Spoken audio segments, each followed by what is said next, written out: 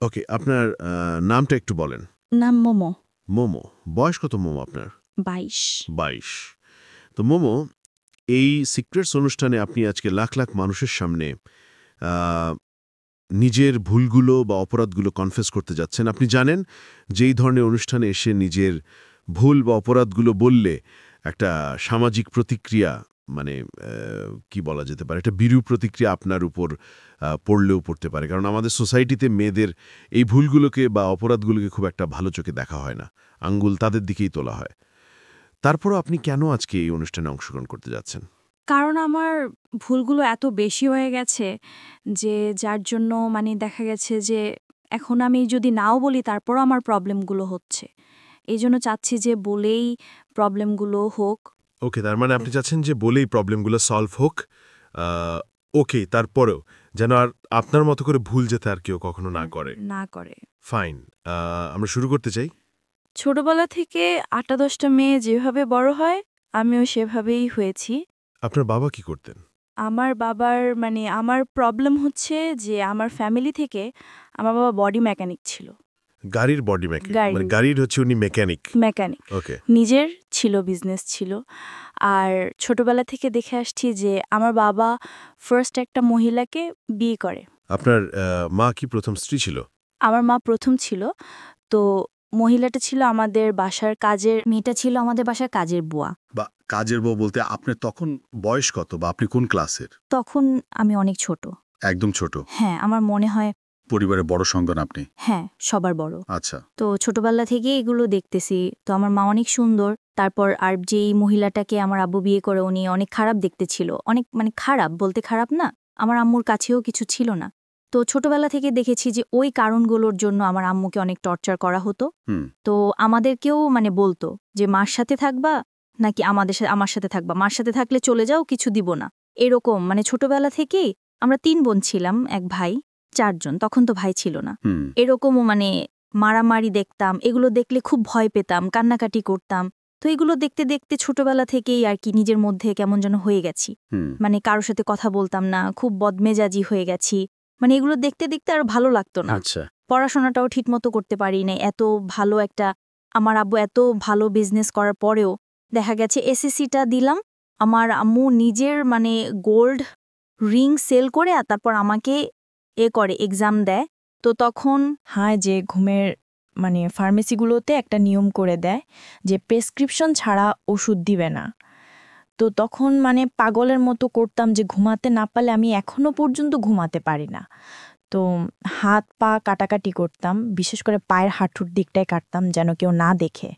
তারপর আম্মু দেখলো যে আমার অবস্থা অনেকটা খারাপ হয়ে যাচ্ছে, প্লাস আমার আব্বুই উল্টাপাল্টা করতেছে, আমি বড় হচ্ছি। এইগুলো আসলে একটা মেয়ের জন্য, একটা ফ্যামিলিতে একটা মেয়ের জন্য এই দিকগুলো অনেক খারাপ। যে ফ্যামিলিতে যদি কেউ শুনে যে বাবা এরকম করতেছে, সেখানে বিয়েতেও সমস্যা হয়, প্লাস মেয়েগুলোও অনেক যেমন আমি বিগড়ে যাচ্ছিলাম, তখন আম্মু বলে যে ওরে একটা কিছু দিয়ে ব্যস্ত রাখতে হবে যেন ও এই দিকগুলোতে নজর না দেয়। আচ্ছা। এই দিকগুলোতে যেন মন না আসে, নিজের উপর নিজের রাগ লাগে, কেন এমন একটা ফ্যামিলিতে জন্ম হলাম। আর আমার যেটা ভুল, সবচেয়ে বড় অপরাধ হয়েছে আমি আমার মার সাথে খুব খারাপ ব্যবহার করতাম।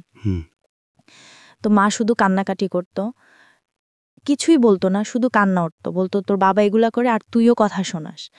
আমি জানি না আমি কেমন দেখতে, বাট আমার ফুপির ফ্যামিলি, আমার মার ফ্যামিলি, সবার ভাষ্য মতে সবচেয়ে সুন্দর আমি। না, অফকোর্স, হয়তোবা তারা ঠিকই বলেছে। কারণ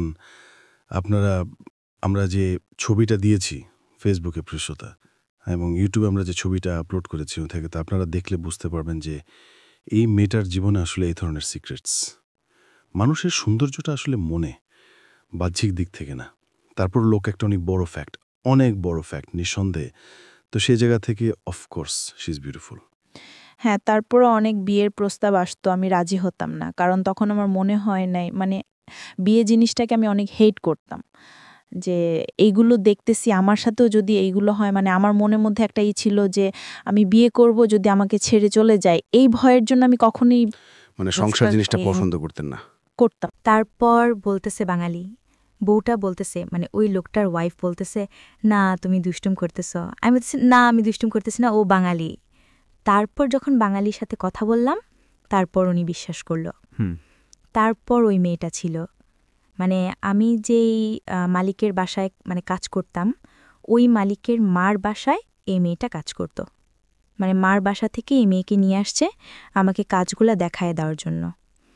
তো তখন মানে কাজ দেখায় দিচ্ছে, 2 দিন 3 দিন অনেক ভালো কাটলো। তারপর আমরা সবাই মিলে ওদের বাসায় বেড়াতে গেলাম, মানে আমার মালিকের মার বাসায়। ওই বাঙালি যে ছিল ওই বাসায় কাজ করে। তো ওইখানে যাওয়ার পর ও আমাকে ফোন দেওয়া হয়, বলে যে তোমার ফোন আছে? আমি যে হ্যাঁ ফোন আছে, কিন্তু সিম কার্ড তো নাই। তো সিম কার্ড কিনে দিল। তো মানে ওই মেয়েটা, ওই বাঙালিটা, ও আর আমি একসাথে রাতে ঘুমাতাম। মানে যখন ওই বাসায় বেড়াতে যেতাম, তো আমার মালিকের মানে বেবি হয়, তো অনেক ছোট নিউবর্ন, তো এই জন্য অনেক দিন প্রায় 15-20 দিনের মতো মার বাসায় থাকা হয়। তো ওই 15-20 দিন আমি ওই বাঙালির সাথে একসাথে ঘুমাই। তো একসাথে কাজ টাজ করি দুজনে। আর তারপর দেখতাম ও না অনেক অনেক লং টাইম ফোনে কথা বলতো। তখন বলতাম, আচ্ছা তুমি বাংলাদেশে যে কথা বলো, তুমি এত টাকা কই পাও? পরে বলতেছে যে এত টাকা কোথায় পাই, টাকাটা হচ্ছে আমার বেতন থেকে কাটে। আচ্ছা ঠিক আছে, বেতন থেকে কাটে। তারপরও ফোন দিয়ে কয়েকদিন কথা বললাম। পরে একদিন হঠাৎ করে আমি দেখতেছি যে ওর কার্ড শেষ হয়। তারপর বলতেছে ওইখানে নতুন যেহেতু মাত্র 15 দিন হয়েছে আমি আসছি, এর মধ্যে এত কাহিনী হয়ে গেছে। তো ওনারে আমি বুঝাইতেই পারতেছি না যে আসলে এই কাজটা আমি করি নাই। আমি ওনাকে বুঝানোর ট্রাই করতেছিলাম যে আসলে আপনাদের এখানে দোকান কই, আমি তো চিনি না। ও আমাকে নিয়ে গেছে দোকানে, আর ওই দোকানদারের কাছে আপনি একবার চলেন, আপনি জিজ্ঞেস করেন কার্ড কে নিত, আমি না ও। আসলে কথাগুলো তো বুঝায় বলতে পারি নাই। বুঝায় বলতে পারলে হয়তোবা উনি দোকানদারকে জিজ্ঞেস করলে দোকানদার সত্যিই বলতো। তা আমি ওনারা কিছু বলতে পারতেছি না। উনি জাস্ট আমাকে হাত ধরে টেনে পাশে ফ্লাইটে নিয়ে তালা মেরে দেয়। তারপর আমি অনেক কান্নাকাটি করি ওই খালি রুমটার মধ্যে, এত বড় একটা ফ্লাইটের মধ্যে। মানে শুধু মার কথা মনে পড়তেছিল যে মার সাথে এত খারাপ ব্যবহার করছি। তো শুয়ে শুয়ে শুধু কান্না করতেছিলাম যে কখন সকাল হবে, সকালে কি হবে এটা জানার জন্য। তো অনেক রাত হয়ে যাওয়ার পর দেখে যে আমি অনেক কান্নাকাটি করতেছি, ওনারা এনে আমাকে ওই ফ্লাইট থেকে এনে ওনাদের পাশের একটা রুমের মধ্যে আবার তালা মেরে দেয়। তালা মারার পর সকাল 10টা বাজে। আমি কানতে কানতে কখন ঘুমাই গেছি আমি বলতে পারিনি। পরদিন সকাল 10টা বাজে আমার ঘরের তালাটা খুলে। আমি টের পাইনি, আমি ঘুমাচ্ছিলাম। তো হঠাৎ করে মানে আমি ফিল করি যে আমার বুকের উপরে কেউ পাড়া দিয়ে দাঁড়ায় আছে। সেটা হচ্ছে ওই যে যেই মেয়ের বাসা আমি গেলাম, মানে আমার মালিকের বাবা, ওই মেয়েটার মালিক এসে আমার বুকের উপরে পাড়া দিয়ে দাঁড়াইছে। তারপর আমি সহ্য করতে পারতেছিলাম না, উনি আমাকে ধরে উঠায়। ওঠানোর পর উনি আর ওনার ওয়াইফ মিলে, মানে আমার মালিক কিছু বলে নাই, আমার মালিক শুধু গালাগালি করতেছিল। আর ওই মেয়েটা, আমি তাকাই তাকিয়ে দেখতেছিলাম, ওই মেয়েটা খুব ভালো পোশাক পরে হাসতে হাসতে আসতেছে। ওর ভাষা মানে ওরে আমি বাংলায় বলতেছি যে প্লিজ তুই এই কাজটা করিস না, তুই সত্যিটা বলে দে, সত্যিটা বলে দে, আমি এটা করি নাই। ও বারবার বুঝাইতেছিল যে আমি টাকা চুরি করছি। ওই সময় মানে বলা যে এমনভাবে ওরা মারে, মানে আমার লাইফে মনে হয় কোনোদিন আমি এত মার খাইনি। আপনার গায়ে হাত তোলে? 2 জন হাজব্যান্ড ওয়াইফ, 2 জনে একসাথে। তারপর আমার বুকের মধ্যে ও লাথি দিছিল। তো আমি অনেক দিন সিক ছিলাম, আমার হার্টের প্রবলেম হয়ে গেছিল। আমি ওনারে বলতেছি, আমার মালিককে বুঝাই বলতেছি, দেখেন ম্যাডাম আমি এটা করি নাই। তারপর উনি আমার কথা কিছুই বুঝতেছে না, কারণ আমি তো বাংলায় বলতেছি। আর ওই মেয়েটা শুধু হাসতেছে।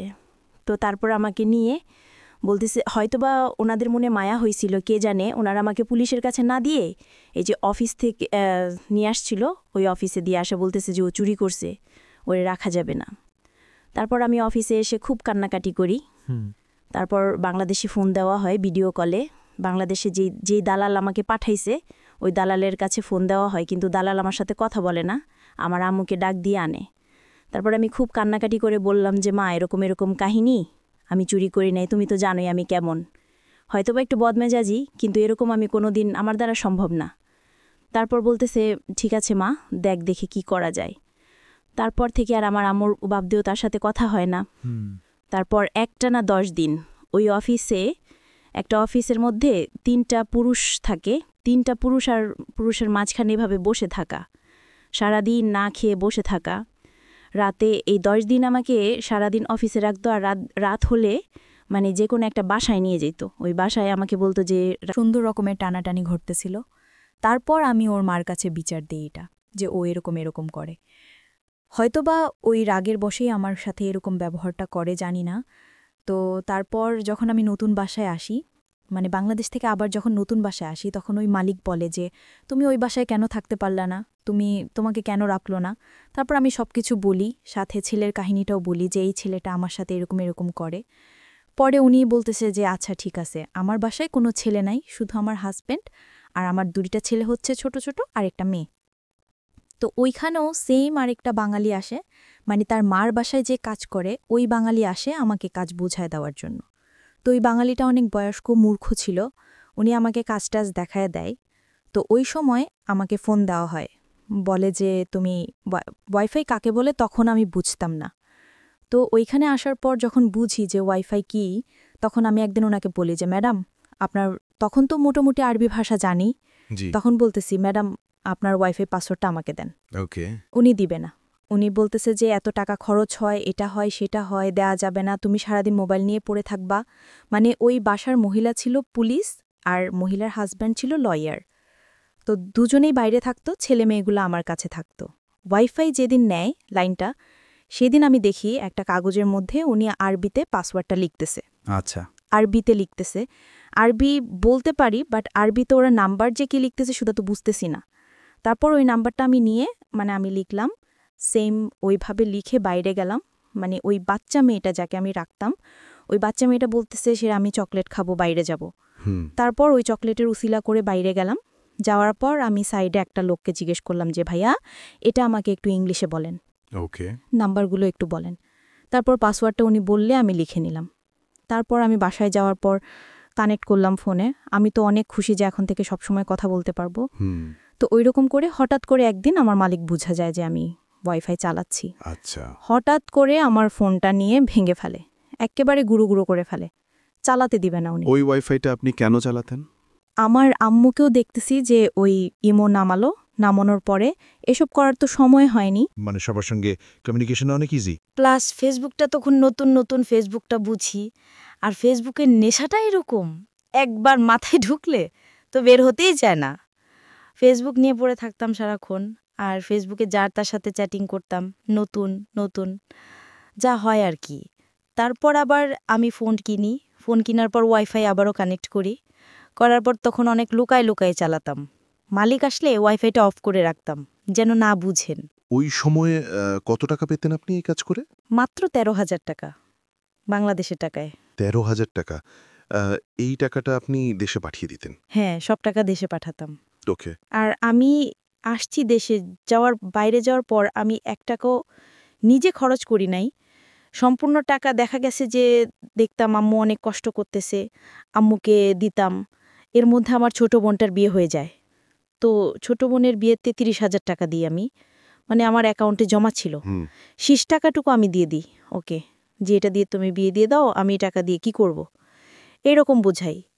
তারপর হঠাৎ করে মানে ফেসবুকে একজন সাথে কথা হয়, কথা হওয়ার পর হঠাৎ করেই কেন যেন বলতেছি দেখি কাকে ভালো লাগে, দুষ্টামি করে যে দেখি কাকে ভালো লাগে তার সাথে কথা বলবো। তো একটা ছেলের ছবি দেখলাম। পরে উনি বলতেছে যে আচ্ছা ঠিক আছে, আমার বাসায় কোনো ছেলে নাই, শুধু আমার হাজব্যান্ড আর আমার 2টা ছেলে হচ্ছে ছোট ছোট আর একটা মেয়ে।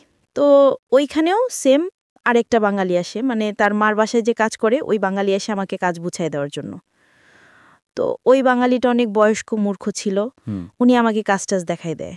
তো ওই সময় আমাকে ফোন দেওয়া হয়, বলে যে তুমি ওয়াইফাই কাকে বলে, তখন আমি বুঝতাম না। তো ওইখানে আসার মানে যখন বুঝি যে ওয়াইফাই কি, তখন আমি একদিন ওনাকে বলি যে ম্যাডাম আপনার, তখন তো মোটামুটি আরবি ভাষা জানি, জি, তখন বলতেছি ম্যাডাম আপনার ওয়াইফাই পাসওয়ার্ডটা আমাকে দেন। ওকে। উনি দিবে না, উনি বলতেছে যে এত টাকা খরচ হয়, এটা হয় সেটা হয়, দেয়া যাবে না, তুমি সারাদিন মোবাইল নিয়ে পড়ে থাকবা। মানে ওই বাসার মহিলা ছিল পুলিশ আর মহিলার হাজব্যান্ড ছিল লয়ার। তো দুজনেই বাইরে থাকতো, ছেলে মেয়েগুলো আমার কাছে থাকতো। ওয়াইফাই যেদিন নেয় লাইনটা, সেদিন আমি দেখি একটা কাগজের মধ্যে উনি আরবিতে পাসওয়ার্ডটা লিখতেছে। আচ্ছা, আরবিতে লিখতেছে, আরবি বলতে পারি, বাট আরবিতে ওরা নাম্বার যে কি লিখতেছে সেটা তো বুঝতেছি না।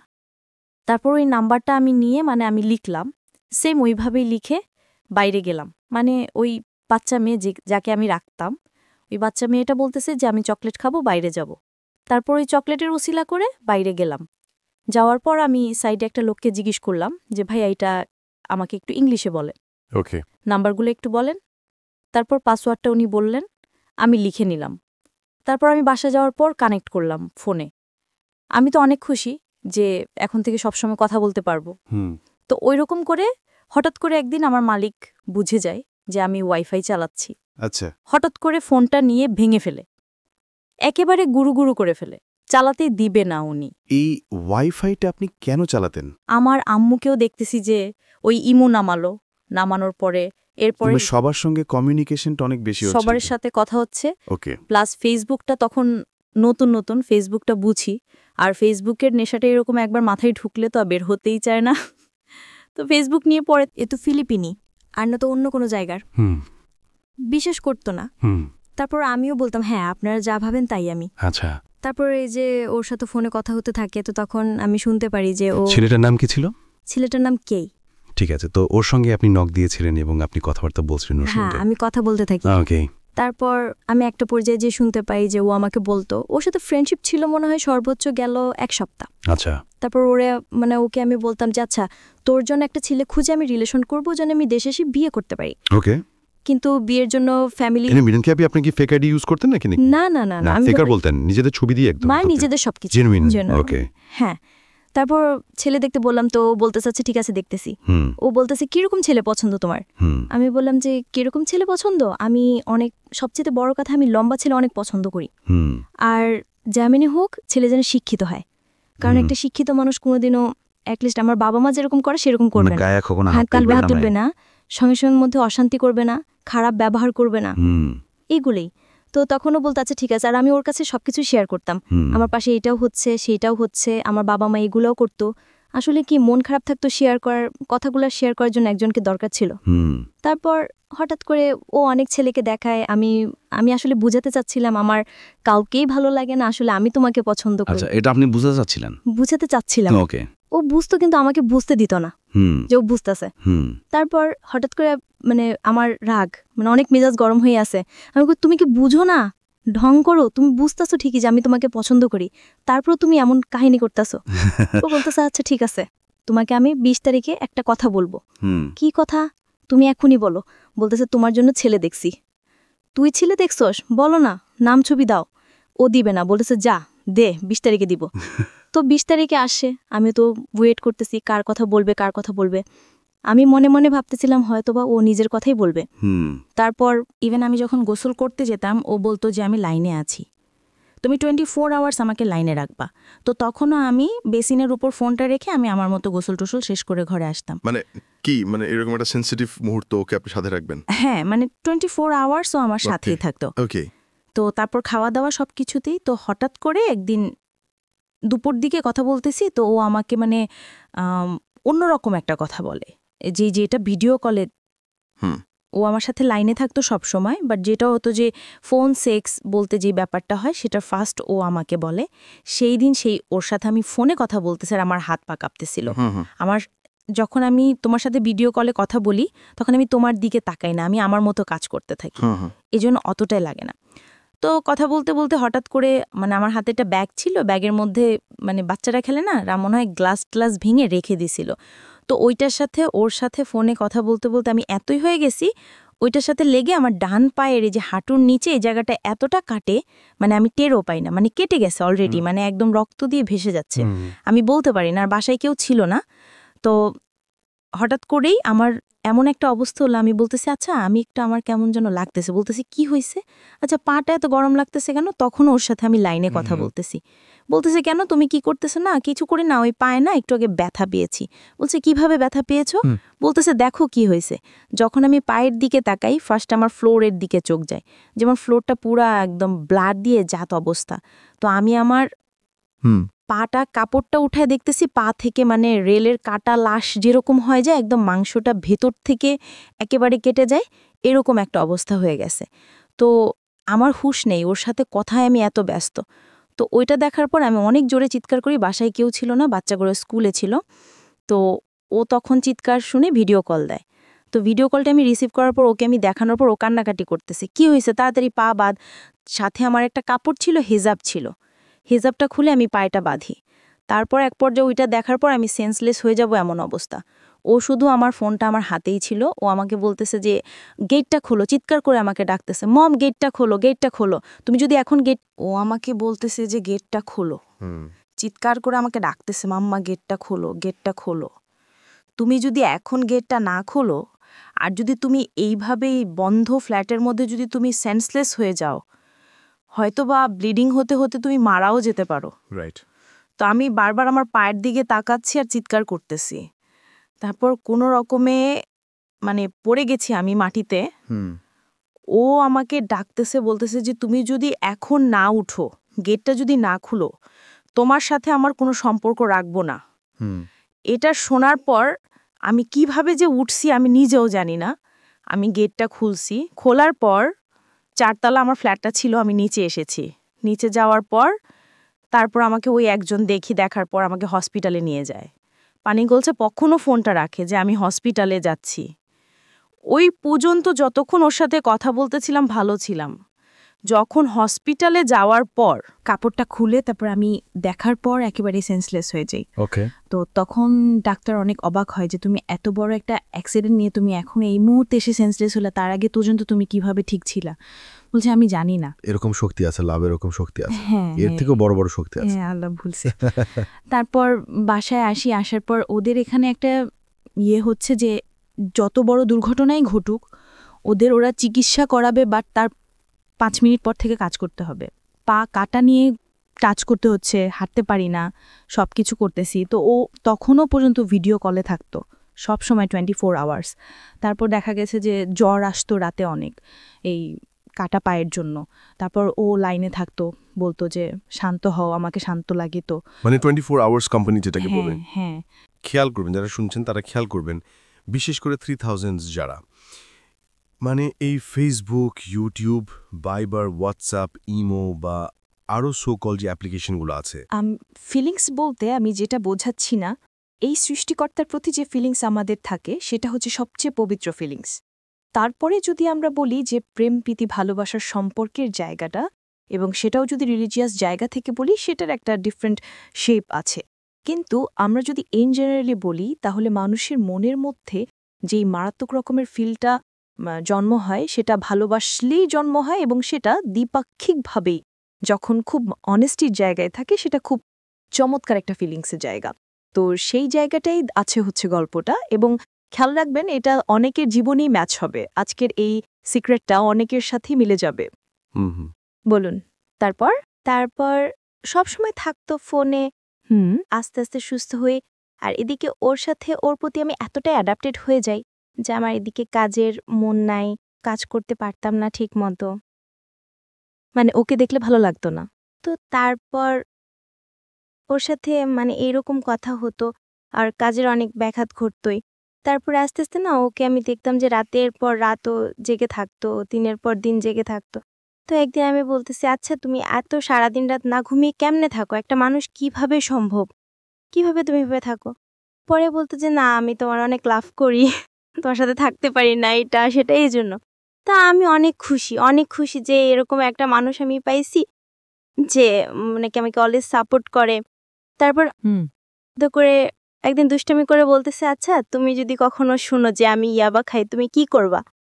তো তখন আমি খুব বেশি চিৎকার করে কান্নাকাটি করি আর নিজে নিজে বলতে থাকি যে কি করলাম আমি এটা, যে আমার লাইফে একজনকে লাভ করলাম, সেও ছেলেটাকে বলছিল যে আমি যদি ইয়াবা খাই তখন কি করবা? হ্যাঁ, মানে আমাকে বোঝাতে, যদি আমি তো তখন আমি অনেক কান্নাকাটি করি। পরে বলছি, এই বোকা মেয়ে শোনো, আমি না অনেক সুন্দর করে গুছিয়ে মিথ্যা কথা বলতে পারি। তো আমি বলছি, গুছিয়ে মিথ্যা কথা বলতে পারি মানে? বলছে, এই যে মাত্র মিথ্যা কথা বললাম, তুমি ধরতেও পারলা না, দুষ্টামি করলাম। তো এরকম মাঝে মাঝে অনেক কিছুই দুষ্টামির মাধ্যমে আমাকে অনেক কিছু বলতো। তারপর ও বলতেছে, তারপর আমি বলতেছি, আচ্ছা তুমি না ঘুমিয়ে কিভাবে থাকো? তারপরে সত্যি কি তুমি ইয়াবা খাও? বলতেছে, আরে বোকা না, আমি সব করি না। তারপর রিলেশন যখন আস্তে আস্তে ডিপ হতে থাকে, তো একটা পর্যায়ে ও আমার কাছে সবকিছু স্বীকার করে যে হ্যাঁ আমি এটা করি। হয় নাই। ওকে, পয়েন্ট করবেন এগুলো, কারণ আমরা এই যুগেই বসবাস করি। ইনফ্যাক্ট আজকালকার যুগে একটা মানুষকে রিচ করা দেশের এই প্রান্ত থেকে বিশ্বের যে কোনো প্রান্তেই থাকুক না কেন, ইটস টাইম ফ্যাক্টর, কয়েক সেকেন্ডের ব্যাপার। টেকনোলজি আমাদেরকে সেই জায়গাটি নিয়ে গেছে। একটা সময় ছিল যখন আমরা শুনেছি এরকম আমাদের নানি দাদিদের কাছ থেকে, বাবা মায়ের কাছ থেকে, যে একটা ছেলে এবং একটা মেয়েকে প্রপোজ করতে মাসের পর মাস চলে যেত, বছরের পর বছর চলে যেত, রাস্তায় দাঁড়িয়ে থাকতে থাকতে স্যান্ডেল টলা খোয়া হয়ে যেত, তারপরেও সে প্রপোজ করার সাহসটা পর্যন্ত পেত না, এবং তারপর সে সম্পর্ক মোড় নিতে তো আরও সময়ের ব্যাপার। কিন্তু এখন বিষয়টা এরকম হয়, সম্পর্কে মোড় নেওয়া, তারপরে বিবাহ শাদী, তারপরে ঘর সংসার, তারপরে শারীরিক সম্পর্ক, বিভিন্ন বিষয় থাকে না? তো এখানে বিষয়টা হয়ে গেছে এরকম যে আগে সব কিছুর আগে শারীরিক সম্পর্ক।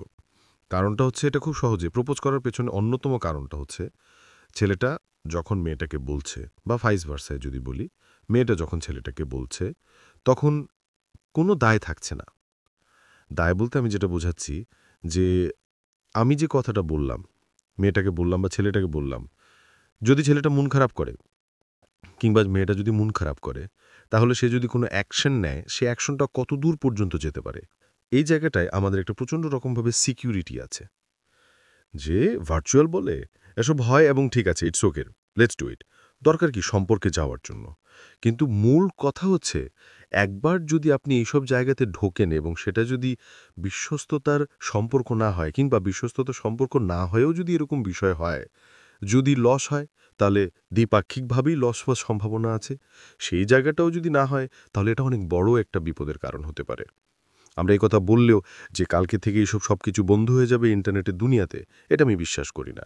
তবে কিছু মানুষ সতর্ক হবে, আর আজকের এই গল্পটা শুনলে অনেকেই সতর্ক হবে, এবং শুধু সতর্ক না, ভয়ানকভাবে সতর্ক হবে, সামনের দিকে আগায়। তারপর তারপর আমি দুজন এত রাগারাগি, এত গালাগালির মধ্যে পড়ে হঠাৎ করে কি নিয়ে যেন অনেক বড় একটা ঝগড়া হয়।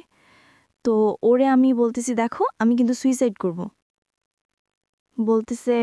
আর আমি একটু বলি যে আমার রুমটা ছিল, বাড়িটা ছিল ডুপ্লেক্সের নিচতলাতে ছিল বসার রুম, দোতলাতে ছিল শোয়ার রুম, আর দোতলার সাইডে আরেকটা মানে আলাদা করে ছাদের মতো করা, যেখানে সাইডে বাগান করা, আর আমার রুমটা ছিল তার পাশেই। তো মানে ও বাড়িটার ঘুমাতে গেলাম, তো তখন আমি ওকে বলতেছি, তখনও কিন্তু লাইনে, অডিও কলে, মানে যখন সামনে কেউ থাকে তখন অডিও কলে থাকে, আর আমি যখন একা থাকি তখন ভিডিও কলে। এখন কি অবস্থায় আছে? আপনার ফোনে কি আছে? না না, ওকে, ফাইন। ফোন অফ হয়ে গেছে। তো তারপর আমি উপরে যাওয়ার পর মানে ম্যাডাম বুঝতে পারছিল হয়তোবা যে আমার মন খারাপ, তো আমি উপরে যাওয়ার 5 মিনিট পর উনি আমার পিছে পিছে যায় আর আমার মেইন গেটের দরজাটা নক করে। বলতেছে, আপনি কেন আসছেন? আমি গেট বন্ধ করে দিলাম, আমি তো ঘুমাবো। বলতেছে, জায়সা তুই গেটটা খোলা রেখে ঘুমা, তোর ঘরের গেট লাগা কিন্তু এটা খোলা রাখ। কিন্তু আমি আমার রুমের গেট কখনো বন্ধ করতাম না, কারণ আমার রুমের গেটে একটু সমস্যা হতো, বন্ধ হতো না, এজন্য মেন গেটটা বন্ধ করে ঘুমাতাম। তো আমি বলতেছি, ম্যাডাম কি করবেন আপনি? বলতেছে, যা, আমি এখানে বসে সীসা খাবো। আমি সীসা বানাতে পারি খুব ভালো করে। আপনি? হ্যাঁ, অনেক সুন্দর করে বানাতে পারি। সীসা যে এটার দেশে লিগাল না, ওরা সবাই খায়। হ্যাঁ, সবাই খায়। ওকে। তো সীসাটা পরে আমি বলতেছি, আচ্ছা তুই তো ঘুমাতে যাবি, আমার সীসাটা বানাইয়া দিয়ে যা। তো বানাইটা নাই আমি রাখলাম, আমি ভাবছি যে হ্যাঁ উনি এই জন্যই আসবে, কিন্তু ওনার ইয়েই ছিল যে গেটটা খোলা রাখবে উনি। ওকে। তারপর উনি চলে যায়। তো আমি তখন আমার বয়ফ্রেন্ডকে বলতেছি যে দেখো আমার অনেক খারাপ লাগতেছে, তুই দেখ তো আমার অনেক খারাপ লাগতেছে, তুই আমার সাথে এরকম করিস না। বলতেছে যে তুই না মরবি না, ভয় লাগতেছে। আমি বলছি, না ভয় আমি পাই না, ভয় জিনিসটা আমার ভিতরে নাই। পরে বলতেছে যে তো মরবি মর। আমি বলছি, হ্যাঁ মরবো তো। আচ্ছা দাঁড়াও, আমি আমার আম্মুর সাথে একটু কথা বলি। তারপর ওরে কনফারেন্সে রেখে আম্মুর সাথে কথা বললাম। ওরে কনফারেন্সে রেখেছেন মানে ও কথা বলতো আপনার মায়ের সঙ্গে? ও কথা বলতেছে না, চুপ করে আছে। ও চুপ করে শুনছে যে আসলাম। এই মাসটা এতটা প্রাইভেসি শেয়ার করা, মানে